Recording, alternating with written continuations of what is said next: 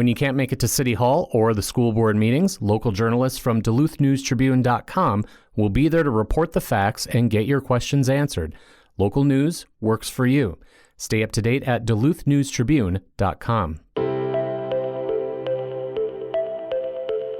Hello, Northlanders. It's Monday, August 14th. I'm Wyatt Buckner with the Duluth News Tribune Minute, presented by Minnesota Power Employees Credit Union. The average MPECU member saves over $785 a year in better rates and lower fees. And with MPECU, every ATM is your ATM. With their free checking program, you get ATM fee reimbursements at any ATM anywhere in the U.S. Check out Minnesota Power Employees Credit Union's services online at mpecu.com or visit their offices in downtown Duluth, Arrowhead Road, or Miller Trunk Highway. Now here's a look at today's headlines. U.S. Steel announced via news release early on Sunday that its board of directors has, quote, decided to initiate a formal review process to evaluate strategic alternatives for the company, end quote. According to President and CEO David Burritt, U.S. Steel received, quote, multiple unsolicited proposals that range from the acquisition of certain production assets to consideration for the whole company, end quote, and that the board is considering the proposals. The formal review process and strategic alternatives process doesn't have a set timeline or deadline. A news release from Cleveland Cliffs later Sunday indicated that Cliffs had made a private proposal to acquire the company at a 43% premium. The offer was, quote, rejected as being unreasonable by the board of U.S. Steel, end quote, according to the news release from Cliffs. The United Steelworkers wrote a letter, dated August 3rd, found on the Cliffs website, supporting the acquisition of U.S. Steel by Cliffs, and that it would endorse the transaction and would not endorse any company other than Cliffs. Cliffs stated that it remains open to discussions. In Minnesota, Cliffs owns and operates the Minorca Mine in Virginia, United Taconite in Eveleth and Forbes, and North Shore Mining in Babbitt and Silver Bay. It owns the largest stake, 85%, in Hibbing Taconite and manages it. U.S. Steel owns the remaining stake in Hibtac as well as the Keetac and Mintac mines and pellet plants in Keewatin and Mountain Iron, respectively.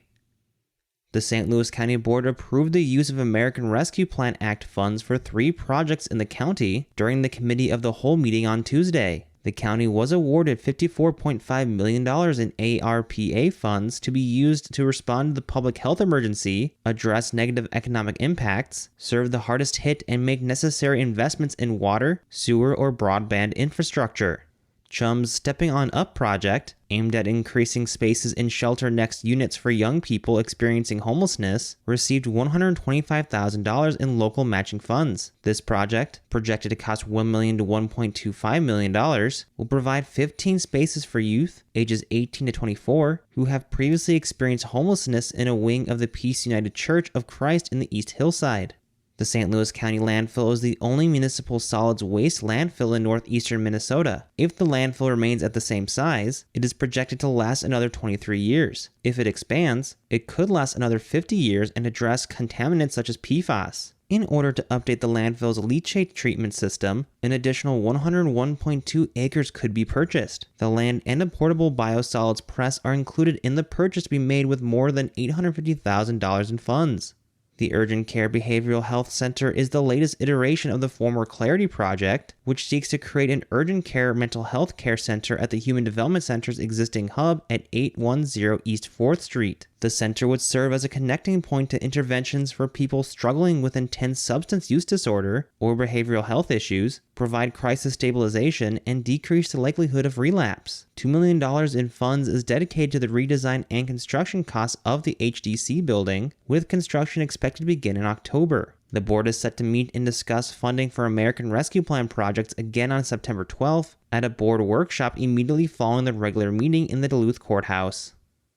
Union paper mill workers ratified a new 3-year contract Friday, bringing an end to a 26-day strike. Teamsters Local 346, which represents UPM Blandon's 166 hourly employees, voted Friday to ratify the new contract, the company said in a news release. According to the company, the new contract includes year-over-year increases to wages and shift differentials, as well as benefit enhancements to paid time off and health savings account contributions. The union had previously said the main sticking points in contract negotiations were wages, a 2-tier wage and benefit system for newer employees, and supervisors performing union work. The previous contract expired June 30th, and the union started its strike July 15th, prompting the mill to shut down temporarily. Marcia Miller, a spokesperson for the mill, said in an email that a phased startup will be dictated by returning demand. The Blandon mill employs approximately 230 people and can produce up to 230,000 metric tons of coated magazine papers per year, according to the mill's website. 2 decades ago, the Blandon mill employed 800 workers on 4 machines that manufactured paper. But as demand waned, the company closed 2 machines in 2003, laying off 300 people. Another 150 people were laid off in 2017 when another machine closed. Today, just 1 machine at the mill remains.